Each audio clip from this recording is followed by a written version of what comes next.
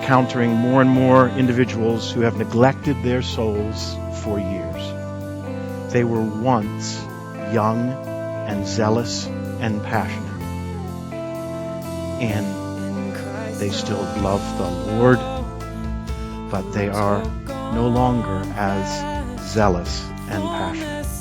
There really normally is nothing mysterious or perplexing. If one neglects one's soul, if one neglects this command, if one doesn't keep oneself in the love of God through praying, through preaching and praying and waiting, well then eventually a spiritual sinkhole is going to take place. And perhaps that would describe you this morning. If so, here's what I want to say to you. Here's what God wants to say to you. Underneath are the everlasting arms. And you need to feel those arms. His promises to you do not change, though through neglect or inattentiveness to your soul or disobedience you have become less aware of God's love. There's diminished affection for God in your soul. Listen, this does not alter God's heart toward you. He does not mirror you. His love for you is not like your love for him. I'm so glad that his love for me is not like my love for him.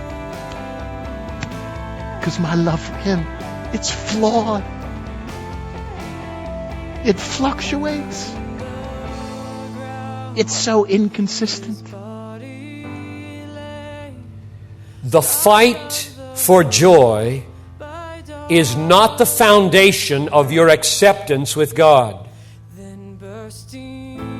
The foundation of your acceptance with God is Jesus Christ, His blood and righteousness, His living, His dying, His rising from the dead, did everything to make you wholly acceptable to God, and you have that purchase by faith alone, apart from works of the law and apart from a fight for joy. Therefore, the sins that you fight in your fight for joy, the joylessness that you fight is a forgiven joylessness. The only sin that you can defeat is a defeated sin. The only sin which is prompted by finding your pleasure somewhere other than in God that you can defeat, the only way to defeat it is to see it as a punished sin, a covered sin. This is the mystery of the Christian life, fighting as a justified sinner. My sins, all of them, were covered by Jesus.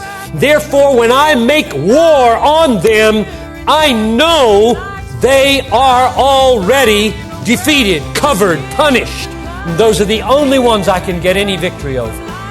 If I turn this around and begin to think, now, there's some sins, and I'm going to attack them and defeat them so that God will accept me, you're dead.